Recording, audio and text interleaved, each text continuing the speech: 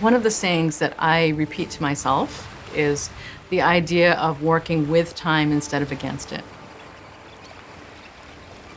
Instead of having a sense of hurry, hurry, hurry, race against time, think of everything moving with you and together.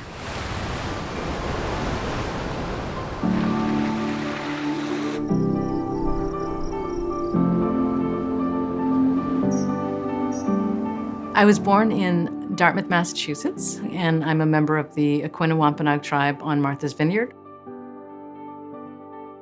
I'm a traditional artist who works primarily with native textiles from the Northeast and with wampum, which is our traditional shell jewelry and ceremonial material. I think I was fortunate in growing up in a really creative family. My mother is a scrimshaw artist, so I got an appreciation, I think, for really detailed, very time-consuming work.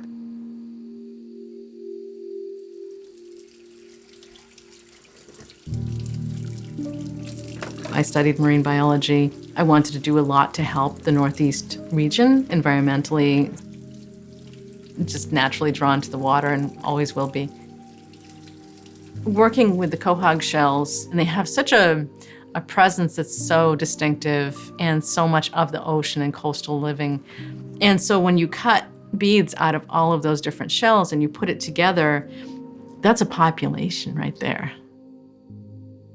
It's a system of shell beads connected to the sands and the sediments and the grasses and the birds. It's just very vibrant and living. It keeps that long experience of the ocean that I think is just really fascinating.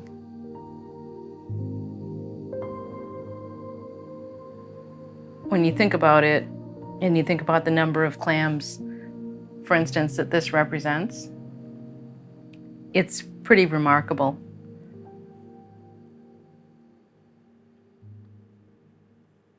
So right now I'm putting together a wampum pendant that is a series of discs. There's a nice lot of white to contrast with the purple. I have some hand-spun, hand-dyed milkweed. So everything is kind of made to match the piece that I'm working on. So it's very specific.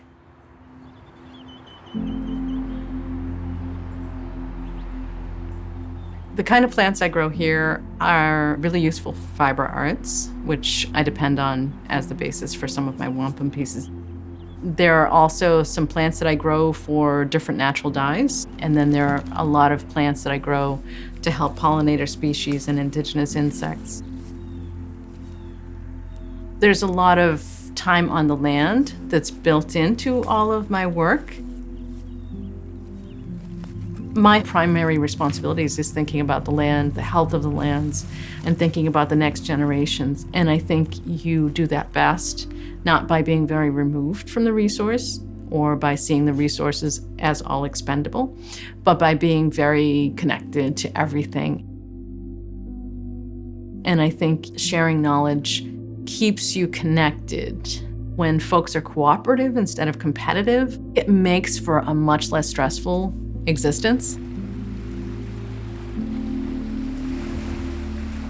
If the earth is here and the water's here and the shells are here and the fibers are here, there's always going to be weavers and wampum artists.